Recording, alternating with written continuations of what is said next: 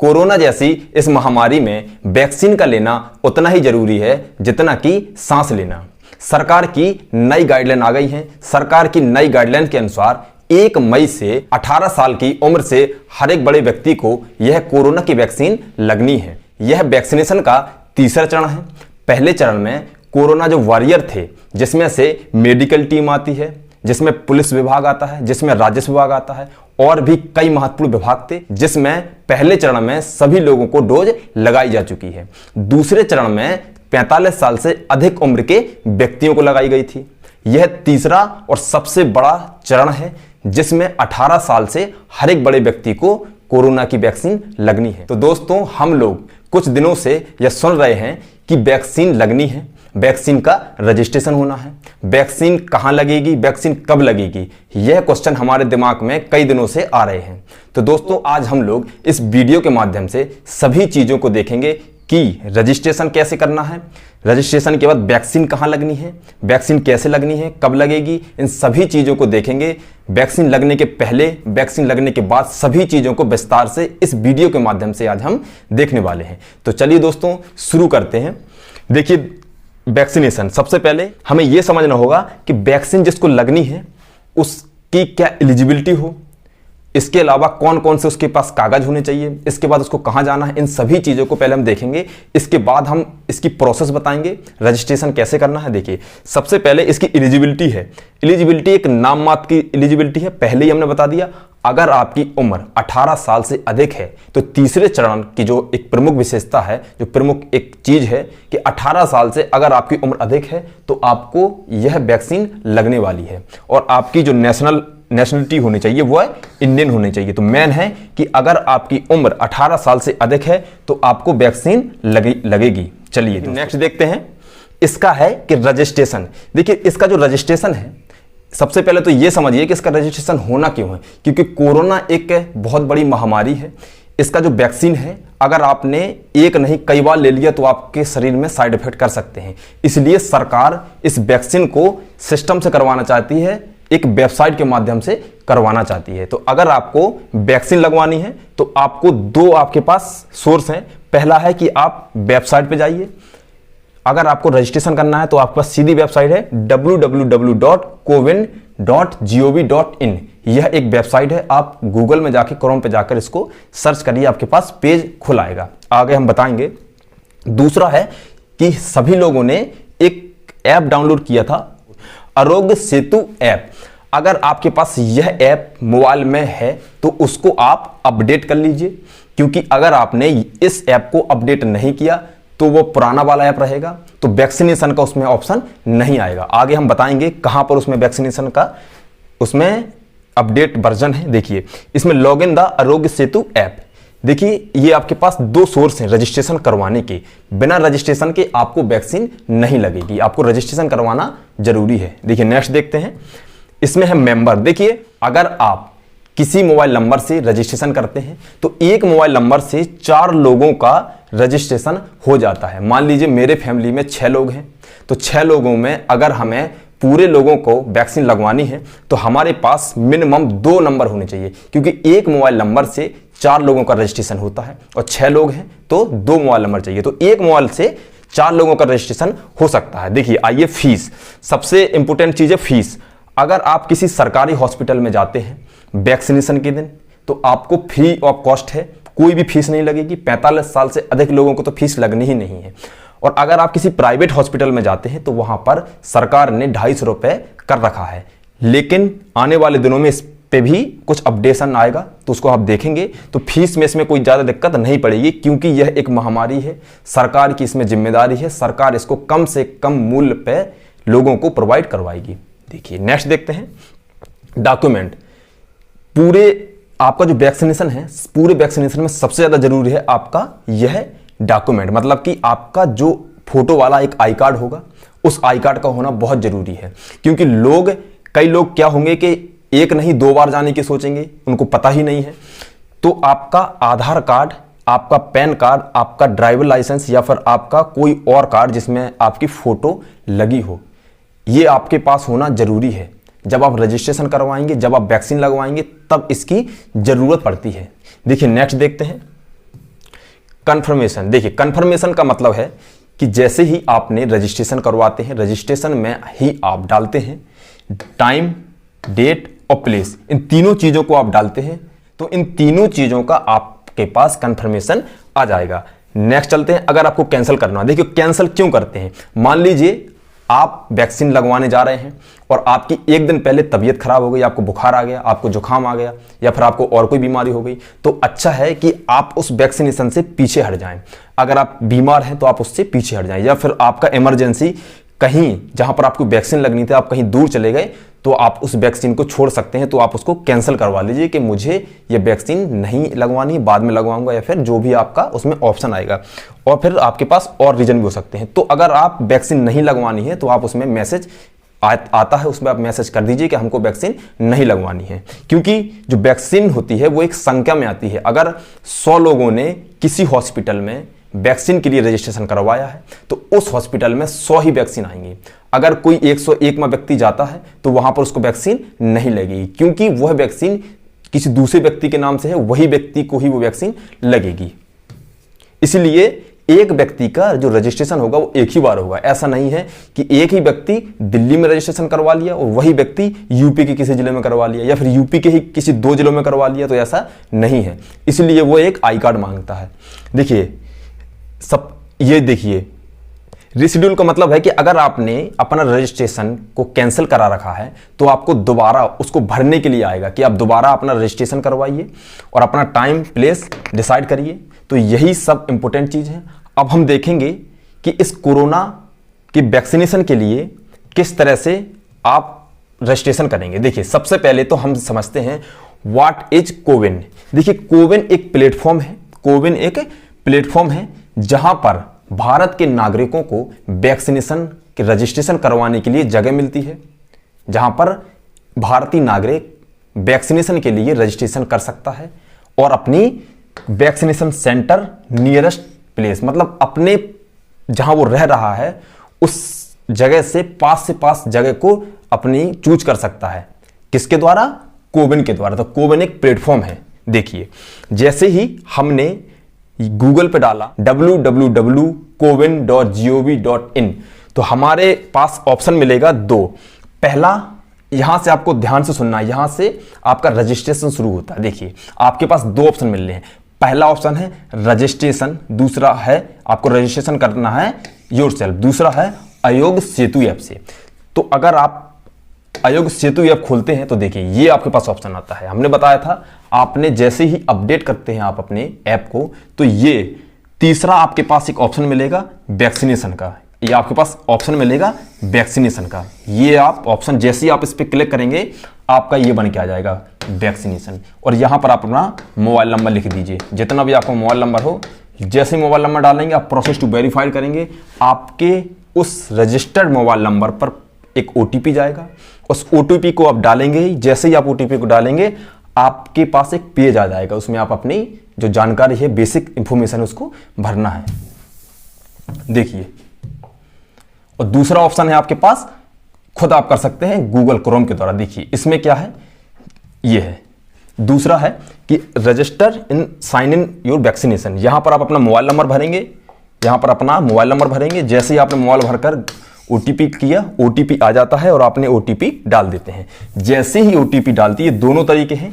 जैसे ही आपने ओटीपी डाला तो आपके पास एक नया पेज खुल जाएगा। ये है वो पेज, देखिए रजिस्ट्रेशन फॉर द वैक्सीनेशन। देखिए रजिस्ट्रेशन फॉर द वैक्सीनेशन, यहां पर आप अपना आधार कार्ड, यहां पर आप अपना pan card number, pan card भरेंगे, यहां पर अपना ड्राइवर लाइसेंस जो भी होगा आपके पास अपना भर दीजिए।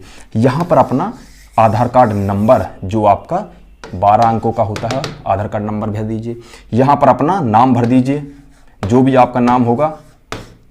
इसके अलावा यहां मेल फीमेल जो भी होगा आपका। इसके बाद यहां पर अपनी उम्र, जो आपकी डेट ऑफ बर्थ, जैसे आपकी डेट ऑफ बर्थ अगर 1995 है तो आप 1995 भर दीजिए। तो इसी तरह की एक बेसिक इंफॉर्मेशन होगा, यही इंफॉर्मेशन जाती है ऊपर तक, जो कि आपके आधार कार्ड को डिटेक्ट किया जाएगा। देखिए जैसे ही आपने रजिस्ट्रेशन किया तो आपके पास एक पेज खुल जाएगा, जिसमें यहां लिखा है नॉट वैक्सीनेट, इस व्यक्ति का वैक्सीनेट नहीं हुआ है, उसका वैक्सीनेट होना है।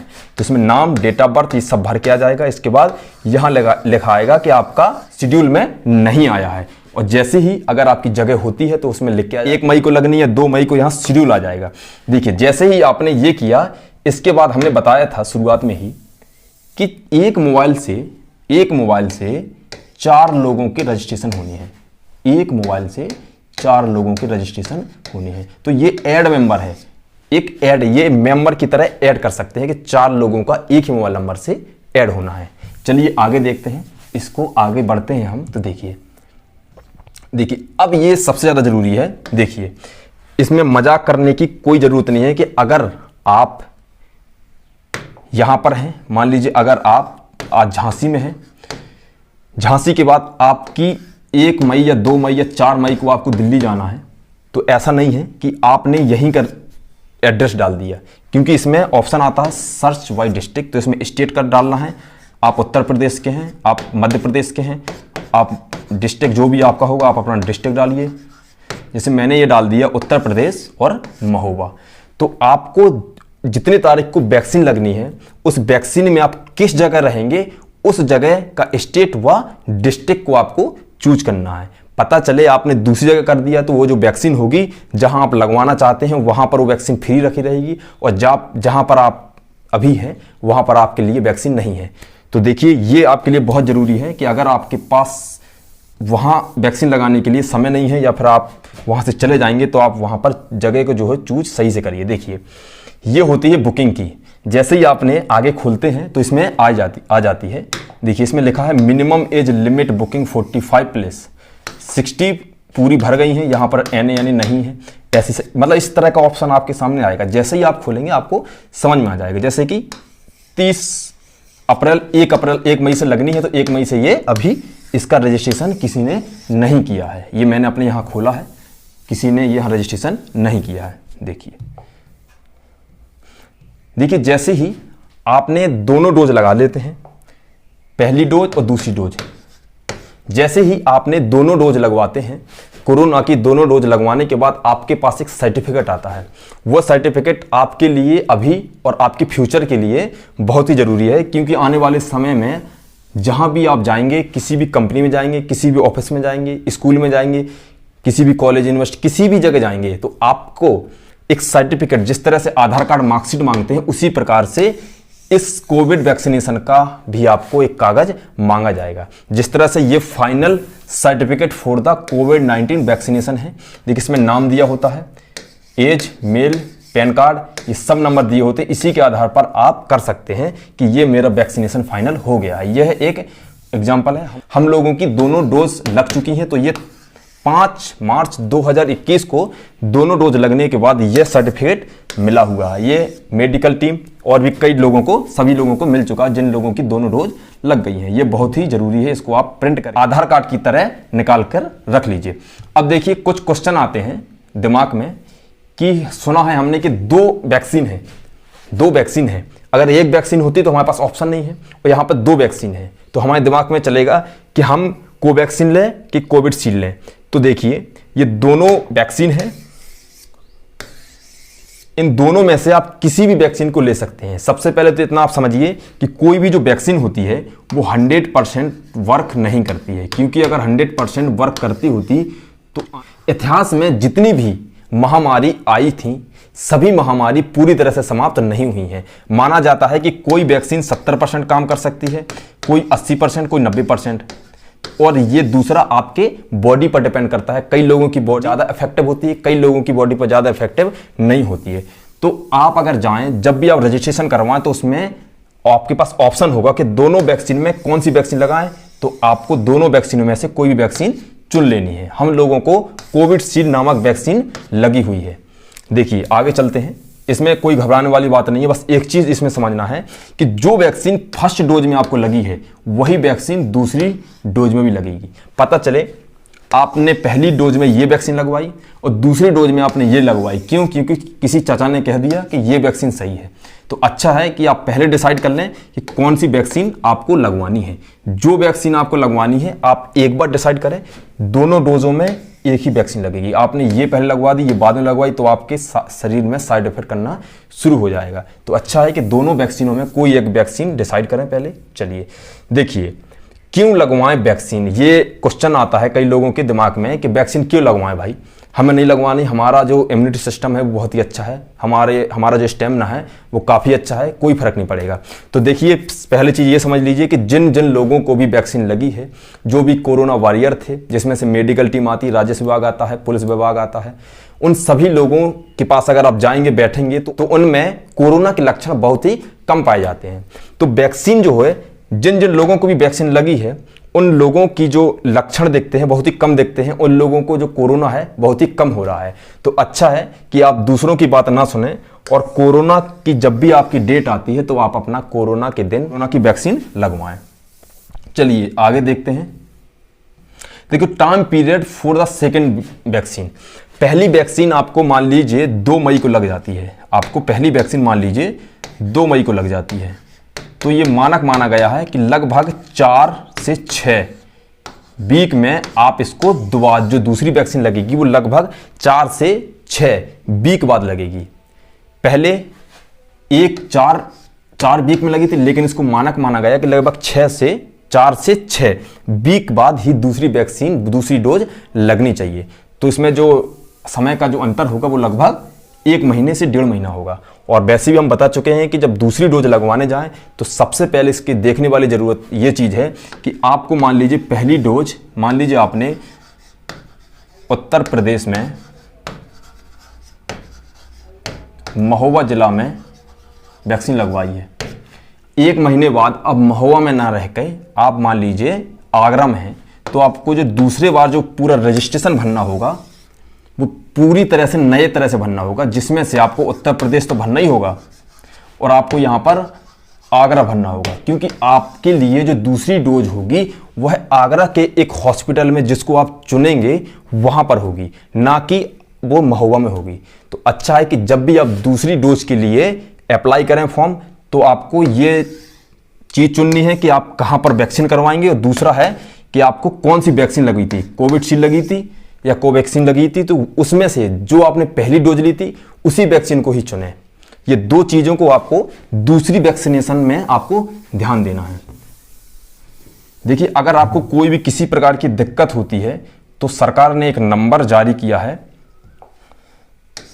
1075। इस नंबर पर आप कॉल करके किसी भी प्रकार की जानकारी ले सकते हैं। फिलहाल में मैंने कॉल किया था तो 5-6 मिनट चला कॉल मतलब कनेक्ट नहीं हुआ। आप कोशिश कर सकते हैं, लेकिन अच्छा ये होगा कि आपके जो पर्सनल डॉक्टर होंगे या फिर जो भाई दोस्तों के जो डॉक्टर होंगे परिचय के, उनसे आप कनेक्ट में रहिए, उन लोगों से पूछिए तो ही अच्छा रहेगा। इस 1075 को आप यूज करिए, हो सकता है आपको कॉल लग जाए, उसमें आपको जानकारी सही मिल जाए।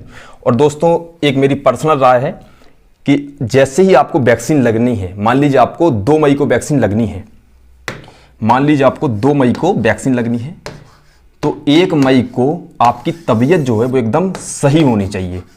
1 मई को आपकी तबीयत सही होनी चाहिए, आपको बुखार, जुकाम, खांसी और भी कई जो बीमारी है वो नहीं होनी चाहिए। अगर आपको किसी भी तरह की बीमारी है तो आप अपने रजिस्ट्रेशन को कैंसिल करवा लीजिए, अगली आप डेट ले लीजिए। अगर आपकी तबीयत सही है तभी आप जाइए, और जैसे ही आप पहली वैक्सीन लगवाते हैं, अगर आपको ये 4 या 3 बजे लगती है, 3 बजे या 4 बजे लगती है, अगर आप ये सोचते हैं कि मेरा जो स्टेमिना है वो बहुत अच्छा है, मुझे बुखार नहीं आया है, तो इस चक्कर में मत रहिए।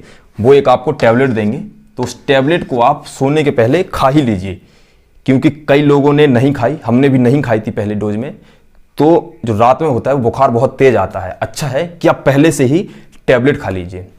इसके अलावा दूसरी डोज आपको लगेगी तो दूसरी डोज में भी आपको टैबलेट पहले से खा लेना है। इसके अलावा अगर आपको वहाँ पर जो भी कोई दिक्कत होती है वैक्सीन के द्वारा, तो आप जिस डॉक्टर ने आपको वैक्सीन लगाई है या फिर जिस चिकित्सालय में आप गए हैं, तो उस चिकित्सालय में जो भी प्रमुख होगा उसका आप मोबाइल नंबर ले आइए कि आपको किसी भी प्रकार की दिक्कत होती है तो आप उनसे कंसल्ट कर सकते हैं। ये बहुत ही ज़रूरी है। जहाँ पर आपको वैक्सीन लगी है वहाँ के जो चीफ होगा उनका आप नंबर ले आइए, उनसे आप बात कर सकते हैं, किसी भी प्रकार की कंसल्ट कर सकते हैं। इससे अच्छा है कि आप दूसरे लोगों से पूछें, इससे अच्छा है कि आप डॉक्टर से पूछें। तो दोस्तों, आज हमने वैक्सीनेशन के बारे में देखा है। तो दोस्तों आशा करते हैं कि आप अपना इस वीडियो के समाप्त होते ही आप अपना इस वैक्सीनेशन का रजिस्ट्रेशन करवाएं और जल्द से जल्द वैक्सीन लगवाएं और इस भारत को कोरोना जैसी महामारी से दूर करें। तो चलिए दोस्तों, बने रहिए। धन्यवाद।